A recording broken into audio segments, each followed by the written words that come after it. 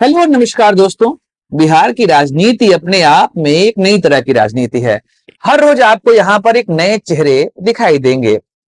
वर्तमान समय में बिहार की जो प्रमुख पार्टियां हैं वह 5 हैं। इसके अलावा 3 छोटी पार्टियां भी वहां पर काम कर रही हैं। जेडीयू नीतीश कुमार की लीडरशिप में काम कर रही है। बीजेपी नरेंद्र मोदी के चेहरे पर ही काम करती है। आरजेडी जिसका चेहरा बन चुके हैं तेजस्वी यादव। कांग्रेस जिसका कोई चेहरा ही वहां पर नहीं है। और उसके अलावा लोजपा जिसका चेहरा है चिराग पासवान। इसके अलावा वहां पर माले भी अपना रोल प्ले करती है। मुकेश साहनी की भी पार्टी वहां पर है और जीतनराम मांझी की हम पार्टी भी वहां पर ठीक ठाक अपना प्रभुत्व रखती है।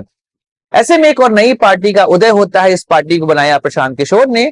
2 अक्टूबर 2024 को इस पार्टी का गठन किया गया और उस दौरान प्रशांत किशोर ने कई सारे वादे किए। आज की वीडियो में चर्चा करेंगे इसी मुद्दे पर कि आखिर प्रशांत किशोर बिहार की राजनीति में इस समय किस स्थान पर हैं और क्या उनकी जन स्वराज पार्टी बिहार की राजनीति को बदल सकती है। नमस्कार दोस्तों, मैं हूं सुधांशु और आप देख रहे हैं द स्वदेश।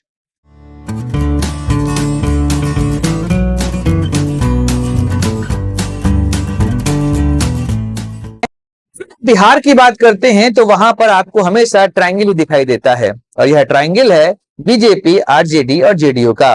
2 पार्टियां जो साथ रहती हैं वो सत्ता पे स्थापित होती है। लेकिन अभी तक बीजेपी और आरजेडी कभी भी साथ नहीं आए।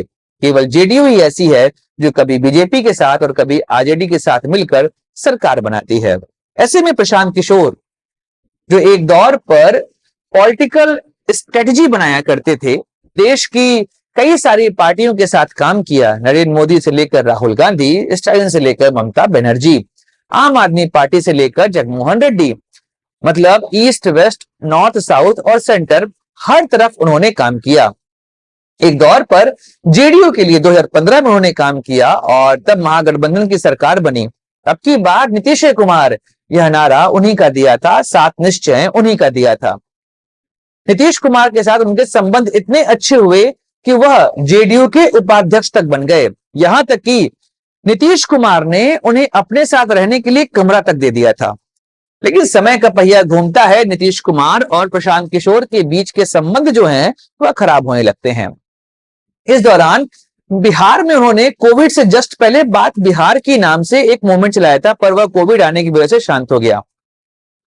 फिर प्रशांत किशोर लगातार घूमते रहे, बात करते रहे एंड देन जन स्वराज यात्रा उन्होंने शुरू करी और इस यात्रा के दौरान उन्होंने पूरा बिहार कवर किया और वहां पर लोगों से मिले, उनसे बात करी और उनको बताया कि भाई आखिर उनकी रिक्वायरमेंट क्या होनी चाहिए। वो कहते रहे कि आज तक तुमने जात और पात के नाम पर वोट दिया है, एक बार अपने बच्चों का चेहरा देखो और शिक्षा, स्वास्थ्य और सुरक्षा के नाम पर वोट दो। यह बात लोगों को पसंद आई। कई जगहों पर उनकी मीटिंग में भीड़ भी दिखाई देती थी। ऐसे में सीरियसली वह लगातार लड़ रहे थे और लोगों से मिल रहे थे। इस दौरान उन्होंने कई बार कहा कि मैं जब पार्टी बनाऊंगा तो उसमें पूरे बिहार के लोग शामिल होंगे और हर तबके के लोग इसमें पार्टिसिपेट करेंगे। देन 2 अक्टूबर 2024 को प्रशांत किशोर ने अपने पार्टी का गठन कर लिया और इस पार्टी का नाम रखा जन स्वराज पार्टी। उन्होंने कहा कि हमारी पार्टी सभी तरह के, मतलब हर तबके के लोगों को उनका प्रतिनिधित्व प्रोवाइड करेगी।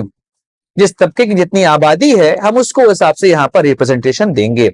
माइनॉरिटी से लेकर दलित तक सबको उनका रिप्रेजेंटेशन यहां पर मिलेगा।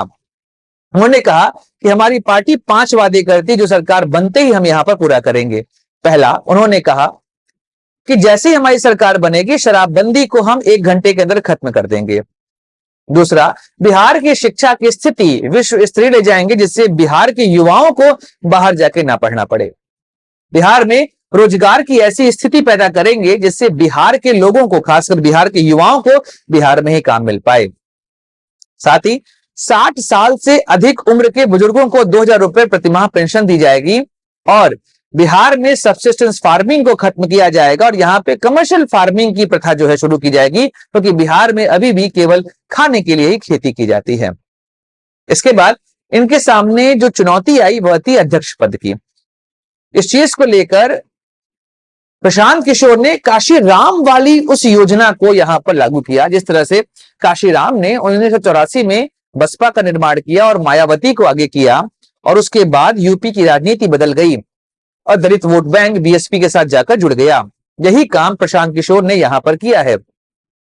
प्रशांत किशोर ने अपने पार्टी का अध्यक्ष बनाया है एक दलित चेहरे को, मनोज भारती, जो कि पूर्व आईएफएस अधिकारी हैं, कई सारे देशों में भारत के राजदूत रहे हैं, आईआईटी से पढ़े हैं, और उनको बनाया अपनी पार्टी का अध्यक्ष और कहा कि यही सारे काम करेंगे। अध्यक्ष का कार्यकाल 1 साल का होगा। कारण यह है कि बिहार में कई सारे लोग मानते हैं कि जो राजनीति इस समय प्रशांत किशोर कर रहे हैं वो डी अर्थात दलित, ई अर्थात अति पिछड़ा, एम अर्थात माइनॉरिटी, इसकी राजनीति कर रहे हैं। अगर आप देखेंगे तो बिहार में दलित की जनसंख्या लगभग 19% है, माइनॉरिटीज लगभग 17% है और अति पिछड़ा लगभग 36% है। अगर आप इनको जोड़ देते हैं तो यह लगभग 71% की जनसंख्या बनती है। इस तरीके से बिहार की राजनीति में 71% की राजनीति करना, प्रशांत किशोर जो सवर्ण समाज से आते हैं, अगर वह इसका चेहरा बनने का प्रयास करते तो वह वहां की जो मेन जनसंख्या उनके साथ जुड़ ना पाते। ऐसे में उन्होंने दलित चेहरे को आगे किया और उनको भी पता है कि उनका मुकाबला तेजस्वी यादव जो कि पिछड़ा समाज से आते हैं और चिराग पासवान जो कि दलित समाज से आते हैं उनसे होने वाला है।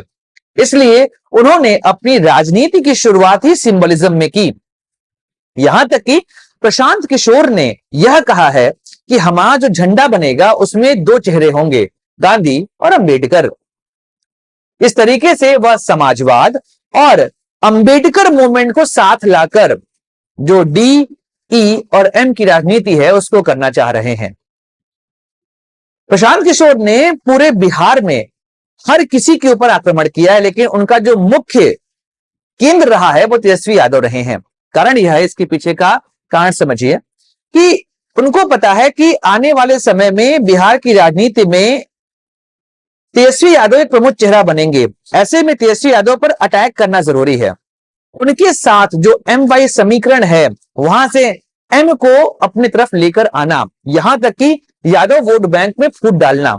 उन्होंने यहां तक कह दिया कि जो तेजस्वी यादव हैं उनको समाजवाद का अर्थ भी नहीं पता, वह 5 मिनट समाजवाद पर नहीं बोल सकते हैं। एक राज्य के मुख्यमंत्री के बेटे होने के बावजूद वह 9वीं पास नहीं कर पाए, तो यह एक पर्सनल अटैक उन्होंने तेजस्वी यादव पर कर दिया है। और इस तरीके से उन्होंने एक बात भी कही, क्या पूरे राज्य में यादव के नाम पर केवल लालू प्रसाद यादव की फैमिली है? क्या कोई और यादव इतना पढ़ा लिखा नहीं है कि वह राज्य का नेतृत्व कर सके? इस तरीके से आरजेडी और खासकर तेजस्वी यादव उनके निशाने पर रहे हैं, लेकिन उन्होंने नीतीश कुमार को भी नहीं छोड़ा। उन्होंने कहा कि नीतीश कुमार एक अक्षम नेता हैं, वर्तमान समय में उनका स्वास्थ्य उनके साथ नहीं जा रहा है और बीजेपी जिस तरीके से नीतीश कुमार के साथ चिपकी हुई है, यहां पर बीजेपी का वही हाल होगा जो आरजेडी के साथ चिपक कर कांग्रेस का हुआ। कांग्रेस का वर्तमान समय में बिहार में कोई नाम लेवा नहीं है, यही हाल बीजेपी के साथ भी होने वाली है। तो इस तरीके से प्रशांत किशोर बिहार में सभी पार्टियों पर अटैक कर रहे हैं और अपनी पार्टी को प्रमुखता से आगे लेकर आ रहे हैं। उन्होंने कहा है कि हम 2025 में होने वाले चुनाव में 243 सीट पर चुनाव लड़ेंगे और किसी भी पार्टी से गठबंधन नहीं करेंगे। उन्होंने यह भी कहा कि अभी जो 4 सीटों पर उपचुनाव होने वाले हैं, इस उपचुनाव में भी जन स्वराज पार्टी जो है वो पार्टिसिपेट करेगी। वैसे इस 4 सीटों पर होने वाले उपचुनाव में क्या नतीजे आएंगे, इससे तो पता चल जाएगा कि प्रशांत किशोर की पार्टी जन स्वराज किस तरीके से काम कर रही है और उनकी जो यात्रा हुई है, पदयात्रा हुई, उसका क्या प्रभाव हुआ है। उन्होंने कहा हम गठबंधन भी नहीं करेंगे। यह बात देखकर याद आती है अरविंद केजरीवाल की, जब उन्होंने अपनी पार्टी 2 अक्टूबर 2012 को बनाई थी। मतलब ये भी आश्चर्य की बात है, जस्ट 12 साल पहले वह पार्टी बनी थी। उस पार्टी ने भी यही कहा था कि हम अलग तरह की राजनीति करेंगे, शिक्षा की राजनीति करेंगे, शिक्षित लोगों को लेकर आएंगे, अध्यक्ष का कार्यकाल 1 साल का होगा और हम गठबंधन नहीं करेंगे। लेकिन जब सरकार की बात आती है, चुनाव जीतने की बात आती है, उसके बाद वह कांग्रेस के साथ चले गए और उसके बाद तो अरविंद केजरीवाल की राजनीति ही पलट गई। प्रशांत किशोर ने यहां पर एक और बात कही, वो है डायरेक्ट डेमोक्रेसी से जुड़ा हुआ, जिसे कहते हैं राइट टू रिकॉल, जो स्विट्जरलैंड में प्रैक्टिस होता है। उन्होंने कहा यहां पर उसको लागू करेंगे। अगर कोई हमारा प्रतिनिधि 2.5 साल तक अच्छा काम नहीं करेगा तो उसे हम वापस बुला लेंगे। राइट टू रिकॉल भारत में फिलहाल इंप्लीमेंट नहीं होता है, लेकिन उन्होंने यहां पर यह बात कही है। यह बात अरविंद केजरीवाल भी कहा करते थे, काम नहीं करोगे तो निकाल दिए जाओगे।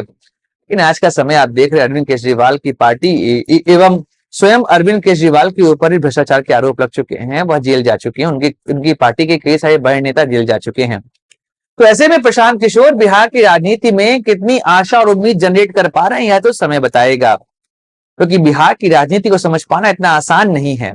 आज भी वहां पर आरजेडी, जेडीयू, बीजेपी इन्हीं के बीच की राजनीति चलती रहती है, बाकी सारी पार्टियां तो साइड रोल प्ले करती रहती हैं। बाकी देखेंगे प्रशांत किशोर इन उन चुनावों में कैसा प्रदर्शन करते हैं, फिर समझ में आएगा 2025 के चुनावों में जनसुराज पार्टी को सीरियसली लेना है कि नहीं लेना। दोस्तों वीडियो समाप्त करते हैं, मिलेंगे अगले वीडियो में, चर्चा करेंगे किसी और मुद्दे की। याद रखिए सुधांशु को लाइक करिए, शेयर करिए और सब्सक्राइब करिए इस चैनल को। जय हिंद, वंदे मातरम, भारत माता की जय।